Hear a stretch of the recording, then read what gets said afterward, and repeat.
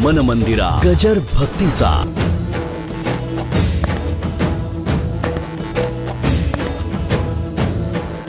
एक पती पत्नी होते. चांगलं होतं दोघांचं, अतिशय प्रेम एकमेकांवर. ती त्याला सोडून कधी राहतच नव्हती. आणि एकदा असं घडलं, तो व्यापार धंदा करता गावी गेला.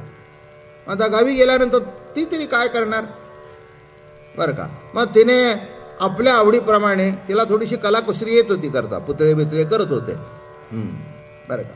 मग तिने आपल्या पद्धतीप्रमाणे आपल्या नवऱ्याचा एक पुतळा तयार केला मातीचा बरं का.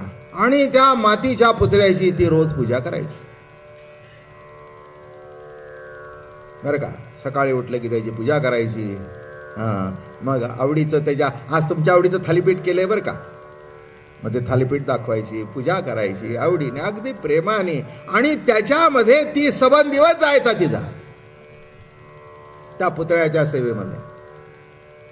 ऐकतोयस ना तू कृष्णा? इकडे तिकडे बघू नकोस, नीट लक्ष देऊन ऐक. हा ऐकलं मी. नवरा बाहेर गावी गेला होता आणि ती बाई त्या पुतळ्याची पूजा करत होती. ऐकलंस ना? नीट समजून घे. मग एक दिवस काय झालं, महिना 2 महिने गेल्यानंतर त्याचा कामधंदा आटपला आणि ती बाई पूजा करत होती त्या पुतळ्याची. तितक्यात नवरा आला. ती अशी आरती करते आपल्या नवऱ्याची. आणि तितक्यात नवऱ्या होता, अगं मी आलो, अगं मी आलो. आता मला सांग कृष्णा, की खरा पती तिथे दारात आल्यानंतर तिने पूजा अर्धवट टाकून त्याला दार उघडायला जावं का या पुतळ्याची आरती करावी?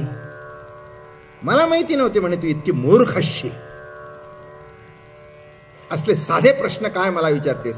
अगं पुतळा तो मातीचाच, पण खरा पती आल्यानंतर ताट दे फेकून आणि जा त्याच्याकडे पळत. नक्की ना? नक्की ना? अरे मग आम्ही तरी काय केलं? मासाचा तो पुतळा होता, जड देह होता, कर्मधर्म संयोगाने त्याच्या गळ्यात माळ घातली बर का. तुझ्याशिवाय तो मुर्दा आहे, त्याच्या देहामध्ये तुझी वस्ती आहे म्हणून जिवंतपणा आहे, तुझ्याशिवाय तो मुर्दा आहे. म्हणून लक्षात घे. आता मला सांग, खरा पती तू आहेस, तू हाक मारल्यानंतर त्या मातीच्या पुतळ्याच्या मागे लागायची गरज काय? सिद्धांत कळला का? त्याच्या मागे लागायची गरज काय? आता तू सांग. ही असली गोष्ट तुम्ही सांगणार आहात हे मला माहिती नव्हतं. ते म्हणले नाही, हे तुझ्याकडूनच शिकलो आम्ही. कृष्णा, तुझ्या संगतीमध्ये राहून एवढं जर आम्हाला कळलं नाही तर आमचं आयुष्य फुकट गेलं. कुठे आमचं चुकलं सांग? शेवटी संसारामध्ये आपण रमतो, घरदारात आपण रमतो, पण शेवटी त्या निजज्ञानाची प्रेम प्रतिती प्रगट होण्याकरता तर सगळं आहे.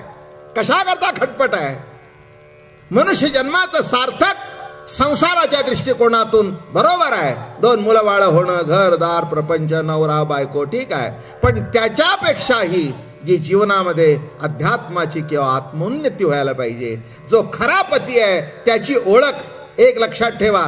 आध्यात्मिक जीवनामध्ये सगळ्या स्त्रिया आहेत, परमात्मा पुरुष एकच आहे, पुरुषोत्तम परमात्मा एक आहे. मग त्या पतीला वर्ण, त्याच्याशी आपलं जीवन एकरूप होणं कुठे काही चुकलं का?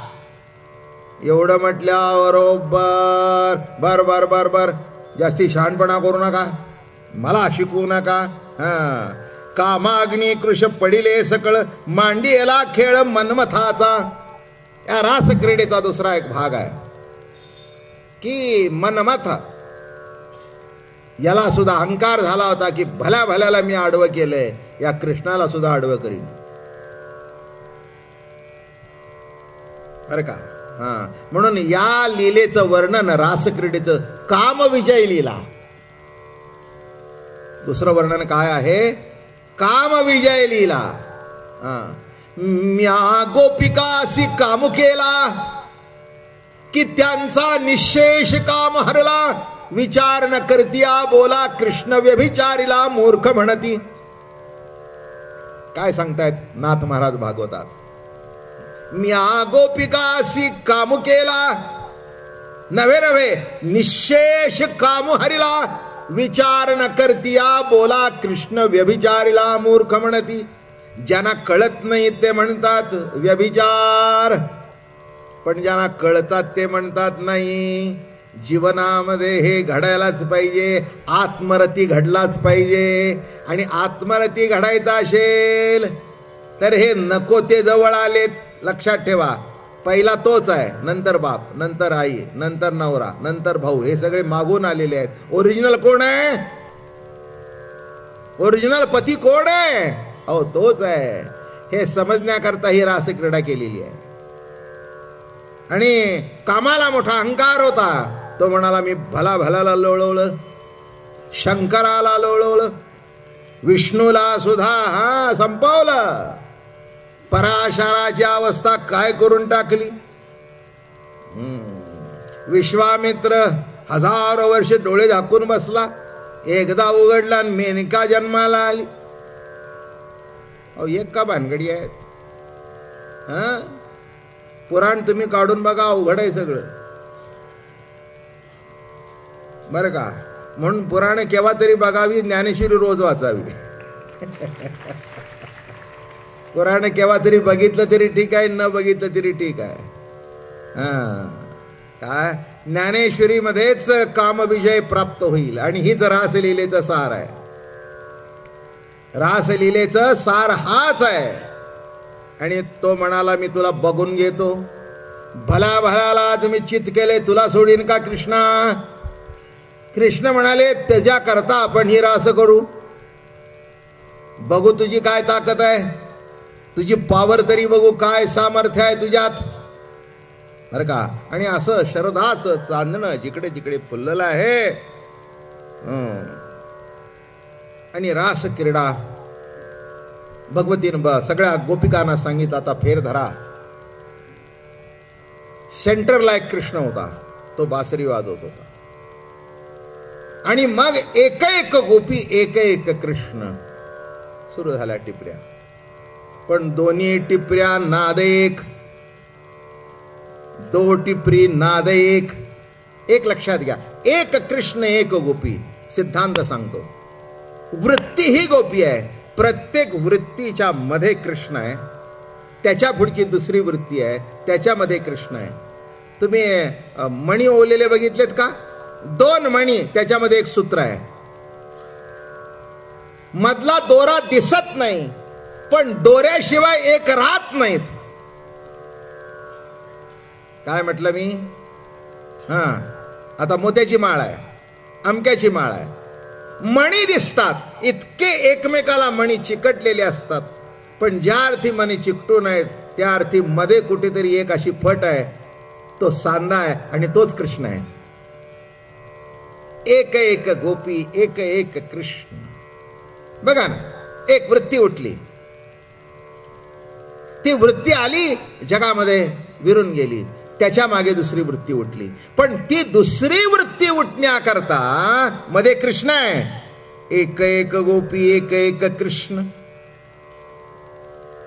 तर काय काय काय वृत्ती उठली?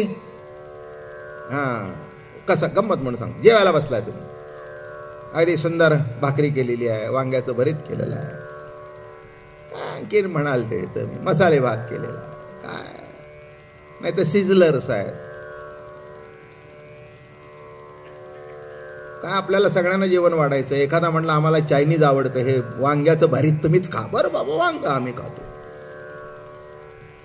चाव चाव. गंमत सांगू का? मी एकदम वांग्याचं भरीत म्हटलं, पुढे चावचावर गेलो. बरोबर आहे ना?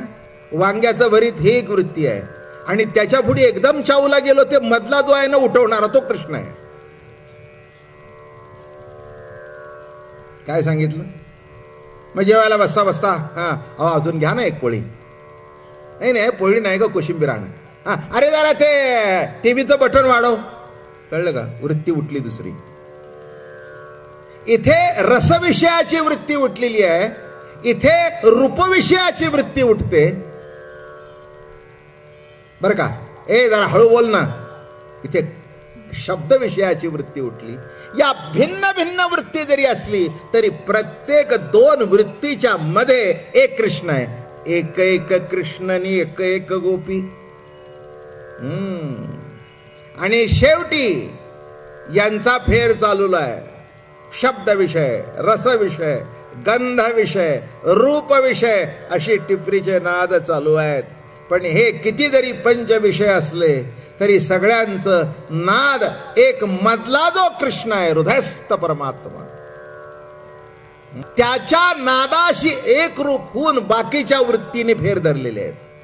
शब्द विषय, रस विषय, गंध विषय, रूप विषय इथलाच जर बंद पडलं तर रस काय, रूप काय. इथला जर कृष्ण थांबला ना बासरी वाजवायचा, मग ते डॉक्टरला बोलवतात, जरा बघा. मग ते काय करतात, असे डोळे करून बॅटरी टाकतो. हल्लं नाही हल्लं.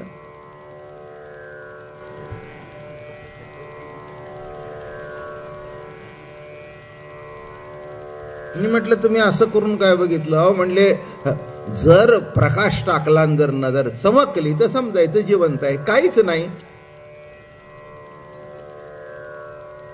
भगवंताशी एकरूप झाले. लक्षात आलं का इथला कृष्ण, हा इथला कृष्ण इतका महत्वाचा आहे. इथला कृष्ण आहे म्हणून बाकीच्यांचा फेर चालू आहे. त्या वृत्ती आहेत आणि प्रत्येक वृत्तीच्या मागे एक एक कृष्ण आहे. एक एक गोपीने एक एक कृष्ण. ही रासक्रीडा चालू आहे. अखंड फेर आहे. एक हृदयस्थाभोवती सर्व इंद्रिय, पंचज्ञान इंद्रिय, पंचकर्मी इंद्रिय, 11 मन 12वी बुद्धी, हा फेर चालू आहे. सतत फिरतायत इंद्रिय. फिरतायत की नाही? झोपेत सुद्धा फेर चालू आहे की नाही? श्वासोश्वास चालू आहेत. इंद्रिय चालू आहेत. पचन क्रिया चालू आहे. कोणताही इंद्रियातलं काम बंद पडलेलं नाही आहे. ही केवढी रास चालू आहे. एक एक कृष्णने एक एक गोपी. ही रास क्रीडा चालू जेव्हा झाली, सगळे देवादिक वर आले. हो, सगळ्यांना वाटलं या रासेमध्ये आपल्याला भाग घेता यावा. पण इतकं सोपं नसतं हो. सगळेच काही येऊ शकतात का रासेमध्ये? त्याच्यामध्ये काय झालं, बायका होत्या त्या आल्या, पुरुषांना येता आलं नाही. पार्वती चटकन आली. काय तिला एंट्री चटकन मिळाली. पार्वती ती चटकन आली. तिथे आली, आपली टिपऱ्या घेतल्या आणि जे सुरू झालं तिचं. शंकर महाराज मग तिने आल्यानंतर सांगितलं, काय तुम्हाला सांगू, रासेतला आनंद. काय आनंद? रास म्हणजे रास नाही, एक मोठा शब्द वापरतो, समजेल. ब्रह्मसंस्पर्श. काय आहे ब्रह्मसंस्पर्श? काही स्पर्शामध्ये विकार आहे आणि ज्या स्पर्शामध्ये प्रभू प्रेमाचा विकास आहे त्याला म्हणावं ब्रह्मसंस्पर्श. मन मंदिरा गजर भक्तीचा.